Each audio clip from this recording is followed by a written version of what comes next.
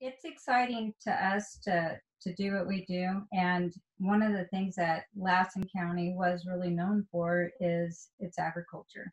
It's, I mean, our the roots are deep.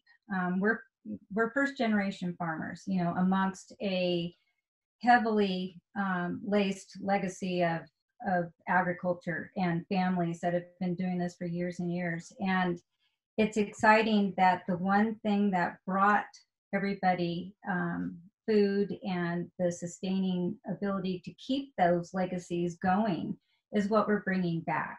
And so the part that we've been really noticing is that in agriculture in particular, in our area, it seems like our youth are kind of drifting from it. I think the biggest thing is I applaud everybody that is a fourth and fifth and sixth generation farmer. It's a struggle to keep that generational going.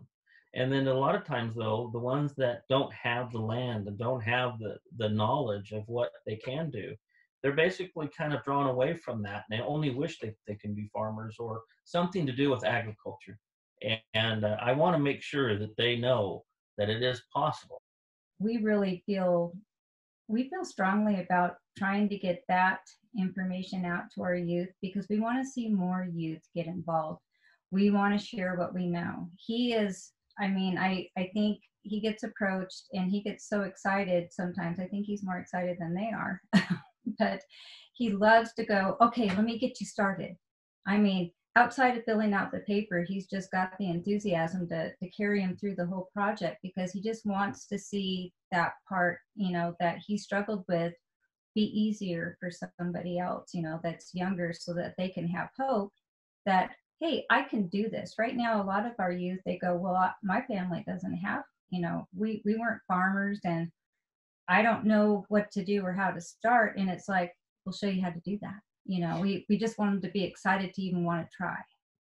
One thing I think was informative is that when you get into the flour milling, you have to clean the grain and all that, and people start to get their minds boggled with all the processes and stuff that it may take.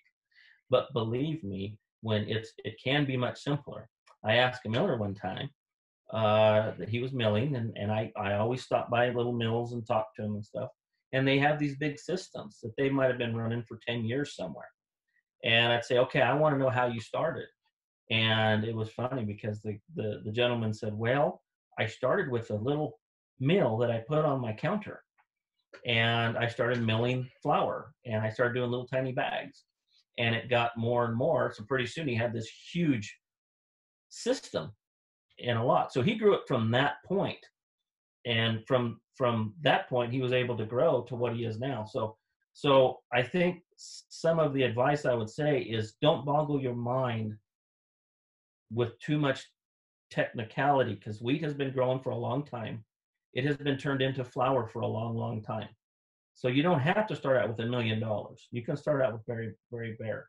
You don't have to turn your entire farm into doing this. If you're too scared of doing it and you got a bunch of acres, take 10 acres and then just do a little tiny bit. Just do the break-even point and see where it's at and see if you like doing it. Well, seeing what part of that process, maybe they don't want to be the grower, maybe they want to be the miller, maybe they want to be the person that's, growing and handing it to the miller, or they want to be a baker. There's so many things, but I think when they find their part that gives them passion, that's going to be when they're unstoppable. Because it's the passion that drives you through oh, wow, we planted that wrong and we're not going to get a crop, or we're, oh, this just lit on fire. That's an important piece of equipment. It's things happen all the time, but you've got to have so much passion that when it does go wrong and it goes south badly, that you're still excited enough to go through that and keep going. And I have to say, every catastrophe, every horrible thing that has ever happened has not swayed me from what we're doing and our vision. And I think it's really important to know whether you're a small farmer or you're a beginner farmer or a large farmer. A lot of times they already know this, is when you set your goal and you reach that goal, don't stop.